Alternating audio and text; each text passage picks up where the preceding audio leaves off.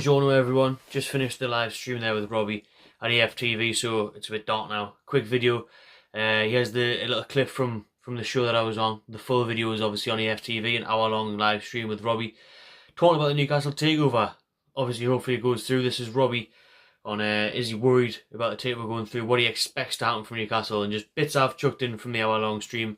So obviously, cheers to Robbie, cheers to Aftv for inviting us on, and we'll hopefully get them back on this channel once the takeover get announced. But let's hear what they've got to say about the hopeful impending takeover of Newcastle United. Mr. Arsenal says Newcastle, new city, and of Cheers, course, Mr. Arsenal. and of course, that's because you guys are on the verge of this takeover. I mean, David Waller also says Newcastle United takeover deal worth 300 million close. Is it going to happen? Is this deal where the Saudis are going to take over Newcastle? Is it going to happen, or will it be halted? Because there's been talk that, because of some of the stuff that's gone on with Saudi Arabia, that human rights and stuff like that, that the Premier League might not grant them, but money talks, isn't it? I mean, it's going to happen. Robbie, I mean, the Premier League money talks all right, and especially now when they need investment more than ever. And this new investment from the Saudis is going to only bring a new competitive edge, hopefully, for Newcastle fans at least, introduce more new, better world-class players into the league, potentially a world-class manager into the league from abroad.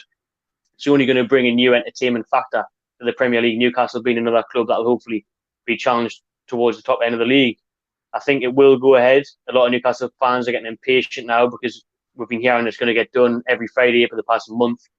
We're going into, the sixth week next week, but you've got to remember Southampton's was the last club taken over, I think, or Sheffield United. Both of those took 8 weeks. So we've still got a couple of weeks left. We've got to remember that the Premier League are going through the toughest decisions ever at the moment with Project Restart and everything else that's going on, a worldwide pandemic. It's not going to be an overnight thing. But we're hearing tonight on Twitter and everything, Newcastle sources here, there and everywhere. Our local paper, the Evening Chronicle, are reporting that it's been given the green light today. It's been given the go-ahead by the Premier League.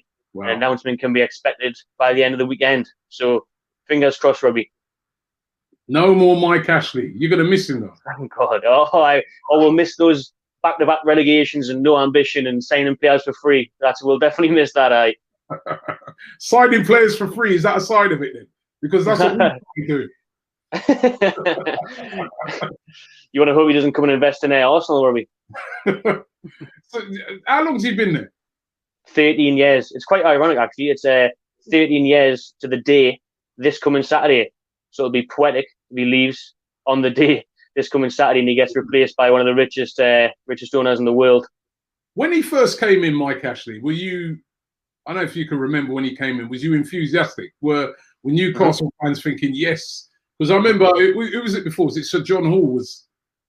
Yeah, he was there before, and he was starting to get on a bit shaky ground with the Newcastle fans, wasn't he? He was. I mean, Sir John Hall, ever since he sacked Sir Bobby Robson, really, in 2005, and replaced him with Graham Souness when Newcastle was sitting challenging for Champions League, and he sacked Bobby Robson. I mean, there was dressing round bust-ups and things like that, but he lost the fans from there, really, and he was getting the club into a bit of a debt. Mike Ashley took charge, and Mike Ashley won the fans over straight away. He was pictured at Arsenal. He was pictured at the Arsenal away ground. It was the first game he had in charge. Yeah, he had a beer in his hand, didn't he? Yeah, his beer in his hand. He had the Newcastle top on. He was buying everyone beers on the quayside in Newcastle. His daughter was up here at university. It was like a dream come true. This rich British man, he's a Spurs supporter, actually. Who took over Newcastle, who wants to take us back to the glory days. He brought back Kevin Keegan. He got rid of Sam Allardyce, brought back Kevin Keegan.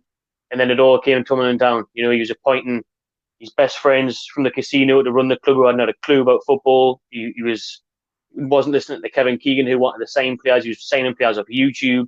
It was just a shambles, Robbie. It's been 13 years of an absolute mess and a disgrace, really, of Mike Ashley. All he's done is use Newcastle for his Sports Direct signs and his billboards and free advertisement, and we've suffered ever since, really.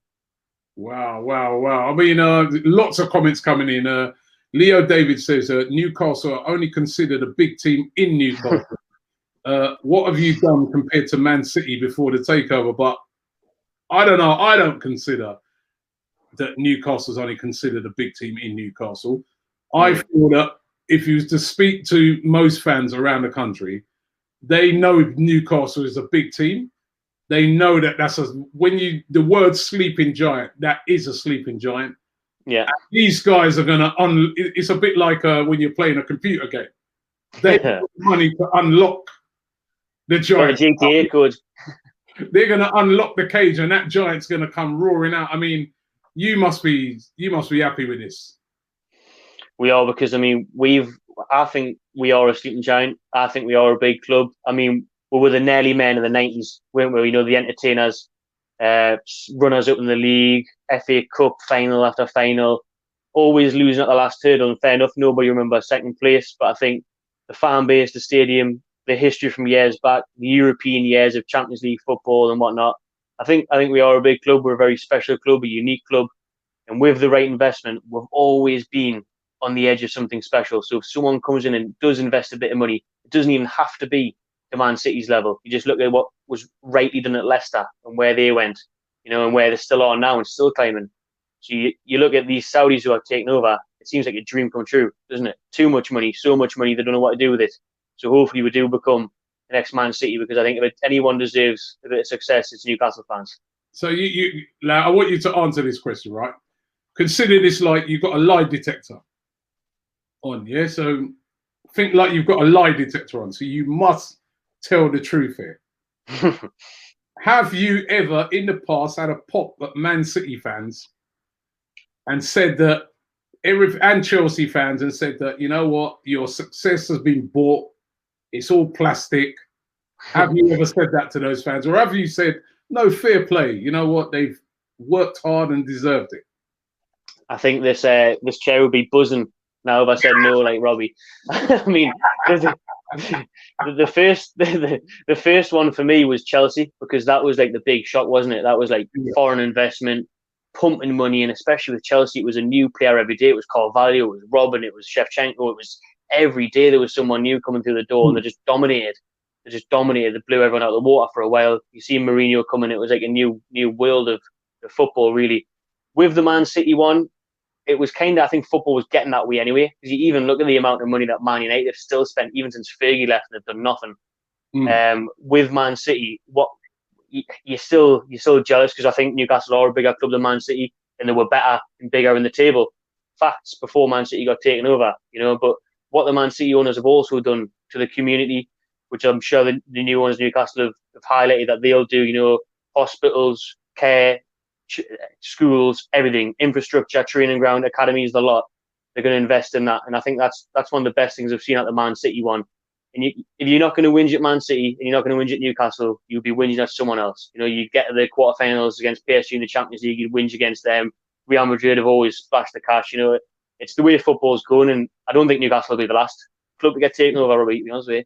Newcastle used to be, everybody sort of likes their fans. You know what I mean? Oh, we like the Newcastle fans. And you'll find a lot of fans are like that when you're looking at a team and say, yeah, because we always beat them. But like, we like it. But now that's all about to change. Yes, because these guys here, I mean, you're on about Abramovich. You said about Man City. These guys, I mean, well, I think even our owner's worth about, I think they said about just under 9 billion, which, don't get me wrong, that's ridiculous amounts of money. How much is the Saudis owners worth again? 270 billion. 270 billion. Yep. Wow. Balling, right? Balling. Jesus, 270 billion. And they were trying to buy our Man United before Newcastle, weren't they? They were, but apparently they didn't like the way the Man United lot were negotiating, whoever it was that turned up. They said they were disrespectful. They said they were pushing for 2-3 billion. You think you could buy Newcastle for 300 million? You can have a lot of investment. You could. We beat Man United this season, Robbie. So it's like let's go and get above them. You know what a touch that would be after the stick they give us in the 90s with Kevin Keegan and all that. 300 million doesn't seem like a lot either. No, you know, it doesn't, does it? In the grand scheme of things, does it? But I mean, Mike actually bought the club for 130. Do you think he's what, doubling and tripling his money 13 years later? All the money's pocketed. I mean, Robbie, we haven't seen the 35 million that Andy Carroll got sold to Liverpool for in 2010. You know, he's never reinvested that money. So the amount of money he's pocketed and put in his back pocket, he's earned a fortune to Newcastle United. And I think the one good thing to come out of coronavirus is putting Mike Ashley out of pocket, because these other businesses have just totally stumbled and failed. The Sports Direct, the other high street brands, he needs to cash out now. So it's been a blessing for Newcastle fans. I wonder if that, you know, I mean, there's been a lot of Arsenal fans saying, will this be the same sort of thing for Stan Kroenke? The fact that, you know, he owns a lot of clubs. He also, you know, has got this massive investment that he's got at the moment with the LA Rams over there in America, where he's like building a new stadium and he's having to pump loads of money. Will that force him to sell? But I mean, the Saudi owners, you've definitely hit the golden goose. There's lots of comments coming in, by the way. JB says Newcastle deserve this. They have had to put up with probably one of the worst owners ever in the Premier League. Liam, NUFC, is obviously a Newcastle fan. He says, no more training in wheelie bins and no more kids paddling pools. Right? Did you see that? Did you see that, Robbie? Like, under the Mike Ashley era, we've had the Mike Ashley thinks it's acceptable that Newcastle players have ice baths and wheelie bins. That's the post recovery for Newcastle. There's pictures all over Google. You have to go check it out. Newcastle players in paddling pools and in wheelie bins. That's their version of an ice bath. Sports Direct ice baths. No more of those, like you said. Nobby says, imagine the tune with serious money invested. We have a valid reason to be worried indeed. I mean, I'm asking Arsenal fans that tonight. Should we be really worried about Newcastle? I mean, Funny Things says Newcastle will finish above Arsenal. I mean, should we be worried, Matt? You're there. Should we be worried about Newcastle? Honestly, I really think you should. And Robbie, you know, I'm not just saying this because I'm on your channel and we get along. Arsenal are my second team. They always have been way before all this. But I think you should be definitely worried, because you're in a position where you don't get the investment you need. Year after year, you're 2, 3, 4 signings away from competing for the league. Yet every year you don't make them, and it's the same frailties every year for you. We don't mind playing Arsenal. You know, we've had a good record against you at home, apart from I think the last 1 or 2 games. Before that, it was 2 or 3 wins in a row. We've never had a good record at the Emirates, but we always feel like you can give you a game if you're up for it. If you get in your face, your defence's frailties have always been there. You finally got a decent keeper.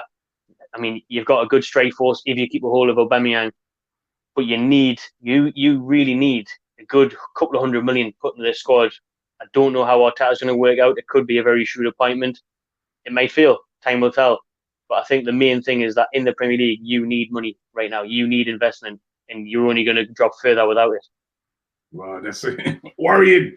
Jabo says, sorry, Michael says, Jabo, we've got the American Mike Ashley. Yeah, I've got to say, right, what the best thing that's going to come out of this takeover, because the guy there just mentioned the fact of don't buy merch, don't do this. It's been horrible being in Newcastle sport for years now, Rob, because the amount of grief we get for. So, for example, the first video when this kit got released, and I was wearing it. Where did you buy that from? Where did you get it from? You better not have bought it from Sports Direct. You better not have bought it from the club shop. You better not be putting money in Mike Ashley's pocket. You couldn't do anything, Robbie. You couldn't go in the bar at the ground at half time. You couldn't buy pints. You couldn't wear the merch. You couldn't anything. You know, even going to the games. You've seen it. First game of the season this year when you had us on and we boycotted the game. We did that as a stand against Mike Ashley. You know, the best thing about this takeover is we're gonna have our club back. We're gonna. It's not even about the money. It seems like dreamland for Newcastle. We would have took anybody but Mike Ashley in fighting relegation. If we can get the Saudis and we can get a whole ton of money to push up the league, then brilliant. But at least Newcastle can have a bit of pride and go back to St James's Park where you're held high now.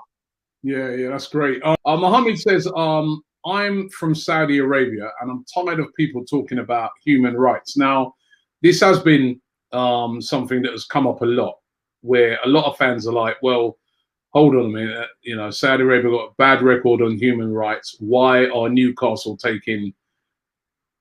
Some people have they've said it's blood money. You know, I mean, I'm not saying it is. I don't know enough about it, but you know, that has been a criticism that is already getting levelled at Newcastle, and I'm sure when they take over, will be levelled at. I mean, how do you feel about that? Do you think morally it's right to do this still?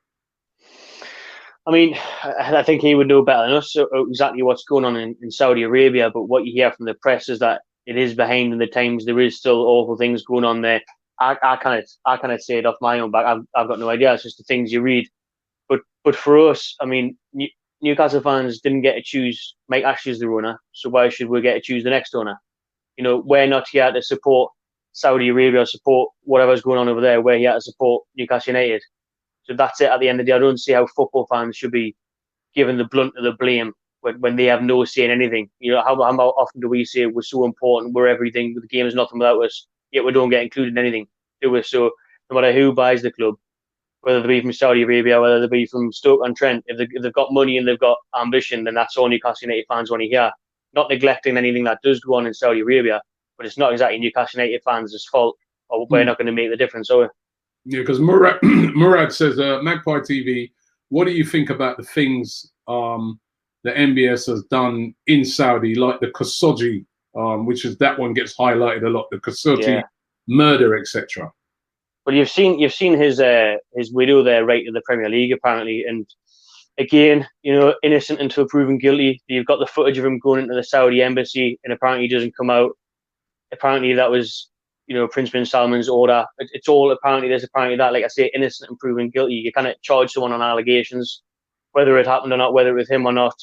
Again, we have absolutely no control or no say over that whatsoever. Yeah. So I mean, what can we do in Newcastle about that? Obviously, you feel for his widow, you feel for what's happened, whether it was him or not, no idea. But again, it's we're on the other side of the world here, just supporting by our local football club. We kind of changed the camera. Yeah, you know, I was chatting to somebody about this the other day, and they were like, "Oh, I think the government will stop this deal from happening and stuff because of the Khashoggi murder." And I was like, "Well, hold on a minute." I go, Saudi Arabia have invested in half of London.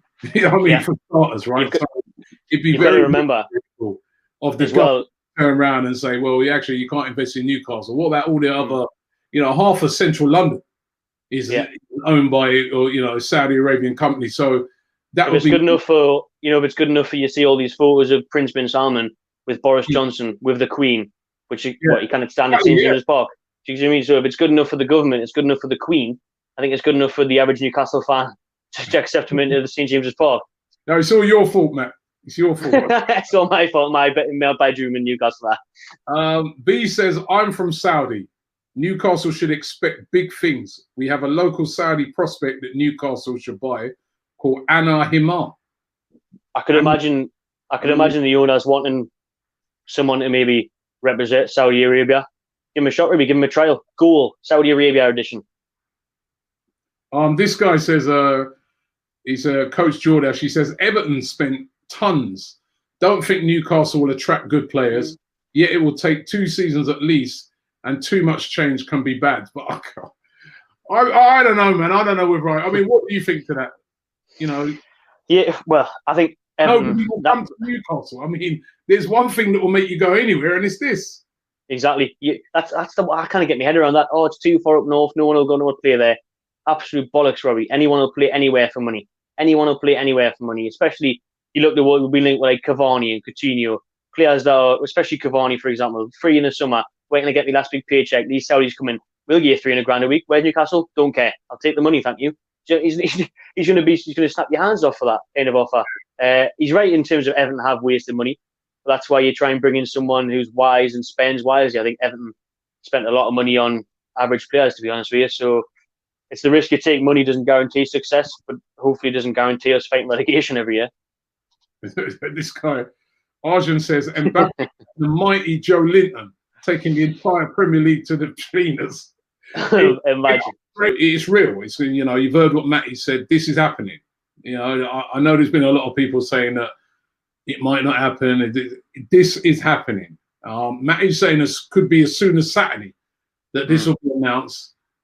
And come next season, that means that, I mean, if you're doing Transfer Daily up there in Newcastle, that's going to be exciting to watch. Finally get some views back. You're going to get linked to everybody.